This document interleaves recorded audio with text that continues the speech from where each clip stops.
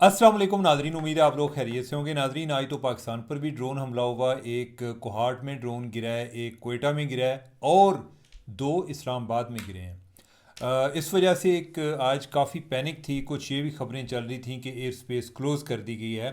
और फिर उसके साथ साथ ये एक सबसे अहम सवाल था कि ये ड्रोन किधर से आया है। आजकल ज़्यादा ड्रोन जो हैं वो ईरान से जा रहे हैं पूरी दुनिया में। सऊदी अरब में गए, आज को मिज़ाइल वगैरह भी गए। उनका भी आया कि जैसे उन्होंने कोई मिज़ाइल आज काफ़ी इंटरसेप्ट किए हैं। बल्कि जब से मेरे ख्याल 14 दिन तो हो गए हैं, तो इस दौरान कोई 100 से ज़्यादा मिज़ाइल सऊदी अरब ने इंटरसेप्ट किए हैं। अच्छा, मैं जब सुनता हूँ ना जी इंटरसेप्ट किया, मुझे लगता है जिन्हें चोपले ने और कैच कर लिए हैं। अगर किसी ने चोपन की समझ नहीं लगी तो चोपने की। तो इसी तरह यूएई के हवाले से यूएई ने भी आज इंटरसेप्ट किए हैं। टर्की टर्की को आज तीसरी दफ़ा उधर को मिज़ाइल गया है, उन्होंने भी इंटरसेप्ट किया है। तो एक तो मिज़ाइल और जो उनके शादब ड्रोन्स हैं उनका आजकल बड़ा चर्चा है पूरी दुनिया में। कि बड़े सस्ते सस्ते मिज़ाइल जो हैं वो ड्रोन जो हैं उसके ज़रिए उन्होंने अमेरिका को बंदर बनाया हुआ है। तो इस सारे तनाज़र में पाकिस्तान में भी आज ड्रोन आए, तो कई लोग इस शुबे का इजहार कर रहे थे कि क्या ये ईरान ने चलाए हैं या किसने चलाए हैं। अच्छा नाजरीन, जो पाकिस्तान में ड्रोन आए हैं ना, ये ईरान के ड्रोन से भी गए गुजरे हैं। ईरान वाले तो खैर फिर भी अपना काम कर रहे हैं। ये इनकी परवाज़ इतनी ज़्यादा है नहीं, ये कमज़ोर किस्म के ड्रोन है। मैं आपको बताता हूँ वो कैसे। ये एक जो है ना, एक आप समझें कि लोकली मेड कह लें या अफ़गानिस्तान मेड ये ड्रोन है। जिनकी कैपेसिटी इनमें कोई जो एक वो मोटर टाइप लगाते हैं ना, वो आप समझें कि जैसे कोई हो के 50 सीसी की या इस तरह से मोटर होती है उसमें। और जो उसकी परवाज़ है ना, वो कोई ज़्यादा कोई शाहीनी परवाज़ नहीं होती, लेकिन फिर भी कोई 100 मीटर तक जाने की उसमें कैपेसिटी होती है। अब यह है कि इधर चले इधर गिरे हैं, तो इसका मतलब है कि अफ़गानिस्तान से तो नहीं आए। आए किसी, यानी कि इधरों इगलू चले ने, यानी कि कम किसी अपने दे या कम अज़ कम किसी शहर के अंदर या गर्दो नवाह में उधर से ये चलाए गए हैं एक पैनिक क्रिएट करने के लिए। वो ज़रा एक हैं भी बड़े नाइजी किस्म के कि बड़ा नाइज भी क्रिएट करते हैं। अच्छा, फिर यह है कि उन्होंने को साथ उसके कोई बारूद कोई इस तरह की चीज़ भी अटैच की होती है कि जिधर जाते हैं ना ज़रा पटाखा भी बजे कि लोग जो हैं वो एक पैनिक में चले जाएं। तो इन्होंने भी ये काम किया। बल्कि जो कोयटा में चले हैं, कोयटा में उधर तो एक दो बच्चियाँ भी ज़ख्मी हुई हैं। कोहाट के हवाले से अभी कोई ऐसी मेरे पास एटलीस्ट इतला नहीं है कि उधर कोई उससे मुतासर हुआ हो। लेकिन इस्लामाबाद के हवाले से भी नहीं है। लेकिन यह है कि दो ड्रोन चले हैं और ये शाम के टाइम हुआ है, और इससे लोग जो हैं वो काफ़ी खाइफ थे, परेशान भी थे। अब ये कौन लोग चला रहे हैं, मैं थोड़ी सी इसका आपको बैकग्राउंड बता देता हूँ, उससे आपको आइडिया हो जाएगा। जब पाकिस्तान ने अफ़गानिस्तान पर हमला किया तो पहले दिन हमले के बाद भी इस्लामाबाद में दो ड्रोन चले, और बाद में पता चला कि वो गोलड़ा साइड से चले हैं। अच्छा, इन्होंने वो जगह भी ट्रेस कर ली जिधर से चले हैं। फिर जो बंदा जिसका घर ट्रेस हुआ, वो पता चला, वो उसने कहा जी कि ये लोग मेरे पास रहते हैं या आई डोंट नो, कोई इस तरह की उसने बात बताई जिससे उसने एक डिस्टेंस क्रिएट किया कि मुझे इनके बारे में आइडिया नहीं था। अब जो इस सारी गुफ्तगू से एक जो तासर फैलता है या एक मिलता है, वो ये है कि ये ड्रोन चलाने वाले जो है ना कोई अफ़गान है, वो तालिबान होंगे। मैं ज़रा एक फ़र्क इसलिए रखता हूँ कि बहुत सारे महाजर रहते हैं, हम सबको एक ही पेंट्स एक ही ब्रश से सबको पेंट कर देते हैं। जो बड़े बहुत ज़्यादा महाजरीन हैं वो कोई ज़रूरी नहीं कि इस तरह के कामों में मुलव्वस हों। ये उधर से कोई बैड एक्ट जो हैं वो बाज़ का उधर से भी, अफ़गानिस्तान से भी आ रहे होते हैं। तो कोई अभी भी ऐसे लगता है कि ये लोकल लेवल पे शरारतबाजी के लिए इन्होंने को बंदे रखे हुए हैं जो कि इस तरह की हरकत करते हैं। वो यही कर सकते हैं। आए दिन जो है उन पर बमबारी हो रही है अफ़गानिस्तान में। उनका जो इंफ्रास्ट्रक्चर है या जो इनके ख़ास तौर पे असले के डिपो हैं, जब हम उनको टारगेट कर रहे हैं तो वो इतना ही कर सकते हैं कि हमें इधर आके कोई ज़रा लोगों को कुछ अरसे के लिए परेशान करें।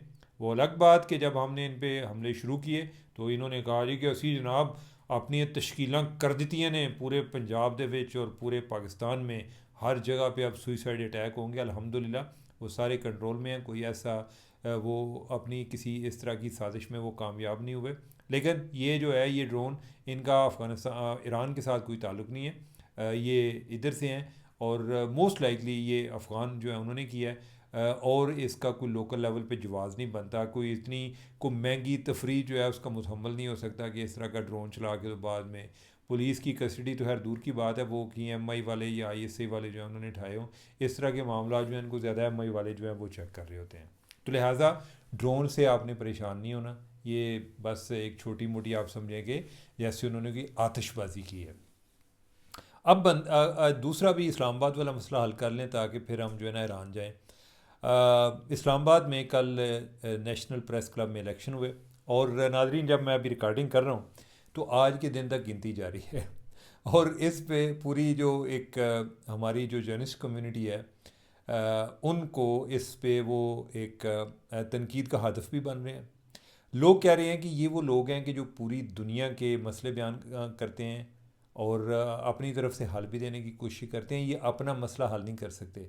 बल्कि ये है कि इलेक्शन के हवाले से अगर कोई थोड़े से रिज़ल्ट लेट हो जाएं तो ये कहते हैं कि रिज़ल्ट लेट क्यों हुए हैं। अपनी दफ़ा इनका मामला ये है कि और वो तो पूरे पाकिस्तान में इलेक्शन होते हैं ना, हमारे जो इलेक्शन है इस्लामाबाद के हैं और जो जर्नलिस्ट हैं वो भी कुछ ज़्यादा नहीं थे। ओवरऑल कोई जिन लोगों ने को वोट कास्ट किया मेरे ख्याल को 2000 जर्नलिस्ट थे, उनकी गिनती नहीं हो रही थी। अब यह है कि ये क्यों नहीं हो रही थी, अभी तक भी इनके जो सदर है उसका रिज़ल्ट अनाउंस नहीं हुआ। बाकी जो हैं तकरीबन आलमोस्ट हो गए हैं, सदर जो है उसका भी रिज़ल्ट अनाउंस हो जाएगा, लेकिन यह है कि अभी हुआ नहीं है।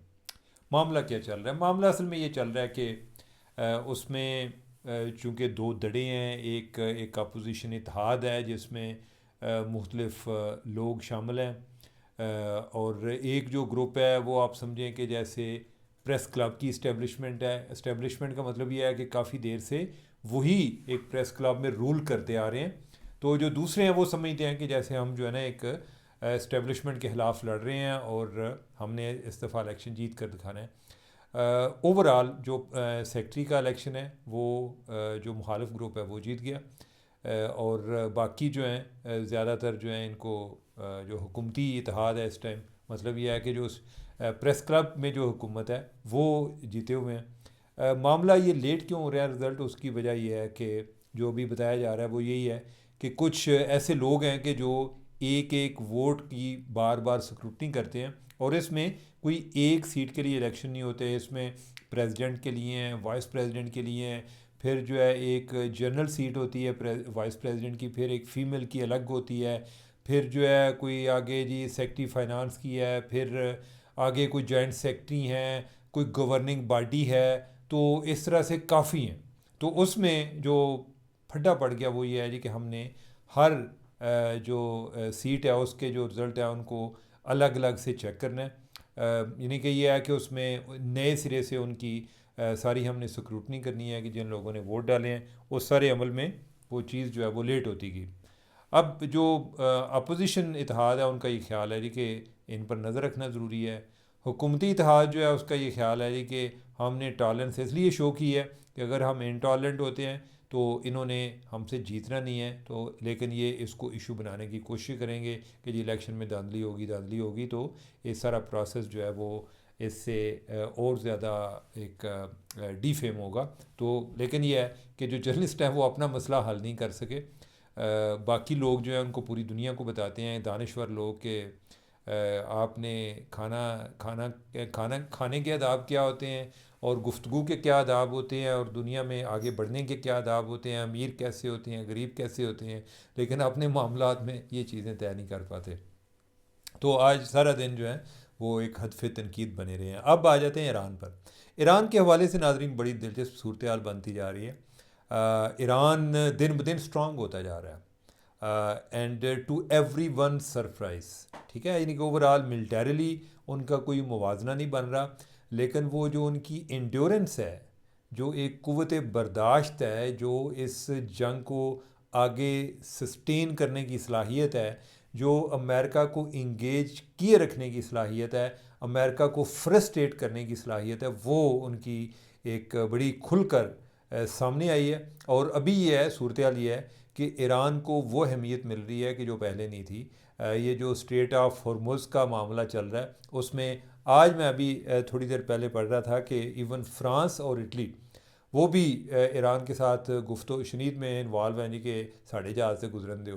पहले मैंने आपको बताया था कि और भी जो कई कंट्रीज़ हैं, हर एक जो है वो उधर जा रहा होता है। इंडिया वाला जो है मोदी, वो भी उधर फ़ोन कर रहा होता है। चाइना वाले जो हैं वो तो उनके पक्के गाहक हैं ना, पहले भी कोई 80% जो आयल है ना वो चाइना को जा रहा होता है। तो उनके जब जहाज़ उधर से गुजर भी रहे होते हैं ना, तो वो इंग्लिश में ऐलान कर देते हैं कि असी चाइनीज़ सन जान दो, तो आंदे ने कि चलो जनाब थोड़े वास्ते तो सारे राह खुले हैं। हमें भी, हमारे साथ भी ऐसा कोई मसला नहीं है, और अल्हम्दुलिल्लाह पाकिस्तान का एज सच प्रॉब्लम नहीं आ रहा। दुनिया में एलपीजी की वजह से बड़ा मसला आ रहा है। इंडिया में शार्टेज हो गई है जो सिलेंडर गैस है उसकी। नेपाल में हुई हुई है, फ़िलिपाइन में हुई हुई है, बेल्जियम में फ्यूल पर प्रोटेस्ट हो रहे हैं, अमेरिका में जो प्राइस हैं वो बढ़ गई हैं, कोई $1 से ज़्यादा प्राइस जो है आयल की प्राइस उधर बढ़ गई है। तो इस सारे तनाज़र में जो ईरान है उसको एक बड़ा एक एडवांटेज हासिल है। आज उनके हवाले से जो सेक्रेटरी दिफा अमेरिका के, उसने ये बात की है, वो मैं ज़रा आपको पहले सुनाता हूँ। उसने कहा जी कि रहबर आला ज़ख्मी हैं, यानी सुप्रीम लीडर की बात कर रहे हैं कि वो ज़ख्मी हैं और छुपते फिर रहे हैं, और मेरा ये ख्याल है कि उनकी शक्ल बिगड़ गई है, कि ही इज़ लाइकली डिसफिगर्ड, यानी कि वो कोई इस तरह अभी, यानी कि उनका जो चेहरा है उसको वो ख़राब हो गया है, कि वो ज़ख्मी इस हालत में हुए हैं। अब जो है ये सारे उसके मफरूज़ हैं, और वो किस बुनियाद पे बात कर रहा है? वो कह रहा है कि चूँकि वो सामने आ नहीं रहे, उनके जो अभी उन्होंने तकरीर उनकी चलाई गई है, वो उनकी एक तहरीरी एक बयान था, उनका कोई ऑडियो या वीडियो स्टेटमेंट नहीं आया। इससे ये अंदाज़ा होता है कि वो ना बोलने की पोजीशन में है और ना ही सामना करने की पोजीशन में है। कोई उनकी कोई सूरत हाल इतनी क्लियर नहीं है कि वो जिसमें वो अवाम के सामने जा सकते। साथ उसने ये बात किया, उसने कहा जी कि उनकी ज़्यादातर लीडरशिप जो है ईरान की वो मारी गई है, और दूसरे जो है ना वो बुज़दिलों की तरह छुप कर बैठे हुए हैं। लेकिन जब वो ये बात कर रहा था तो उस टाइम ईरान में मुजाहरे हो रहे थे, और मुजाहरे एक तो खैर कुछ देर से जो ईरानी हुकूमत है वो अपने जो हामी लोग हैं उनके मुजाहरे करा रहे हैं। और ये एक बात ज़हन में रखें कि ईरान के अंदर मौजूदा जो इनकलाबी क़यादत है उसके बहुत सारे मुखालिफ भी हैं, और ये कॉमन सेंस की बात होती है।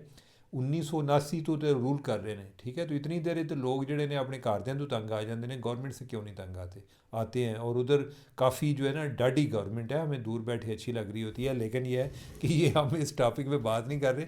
हमारा जो असल टॉपिक है वो ये है कि जो उनके हमायती हैं वो भी काफ़ी हैं। आप समझें कि जैसे कोई ज़्यादा नहीं ना तो 25% उनके हमायती हैं, और मैं उनकी बात कर रहा हूँ जो ऑर्गेनाइज्ड है। ऑर्गेनाइज लोग 25% बहुत ज़्यादा होते हैं। 75% हम यही समझें, इसमें न्यूट्रल भी होंगे, आप समझें जी कि 75% ही उनके मुखालिफ हों, लेकिन वो अगर वो डिसऑर्गेनाइज है ना तो they are good for nothing. तो इन्होंने अपने जो हामी हैं इनके मुजाहरे वगैरह कराए हैं, और इन मुजाहरीन को वो लीड खुद कर रहे थे, यानी कि उनका टॉप नेशनल सिक्योरिटी एडवाइज़र है, वो एक मुजाहरा उधर वो लीड कर रहा था। आज उधर यौमुल कुद्स भी मनाया गया, उनका वज़ीर ख़ारजा जो है वो भी लीड कर रहा था।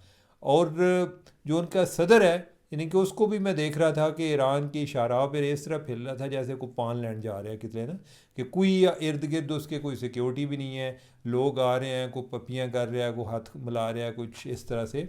ओवरऑल यानी कि उन्होंने एक अवाम को एतमाद देने की कोशिश की है कि जनाब घबराना नहीं, असी सारे इकट्ठे हैं, अमरीका नाल निबड़ लांगे। तो लिहाजा अब यह है कि ईरान जो इस टाइम ट्रंप गलती कर बैठा है, इससे मुझे ऐसे लगता है कि जैसे ट्रंप के बस में हो, वो अगर माजी में जा सकता हो तो वो कहे कि यार हमने ये जंग नहीं लड़नी, क्योंकि जो उसने एक अपना एक टेरर क्रिएट किया हुआ था, जो वेनेजुएला के प्रेसिडेंट को कैप्चर करके ले आए, और उससे जो एक पूरी दुनिया में एक खौफ फैला हुआ था, वो खौफ इसका निकलेगा।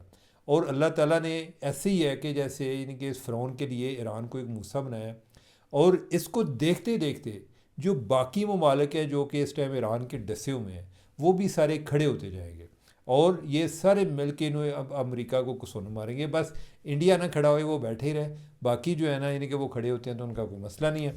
तो नाजरीन आज के लिए इतना ही काफ़ी है, मुझे दें इजाज़त, अल्लाह हाफिज़।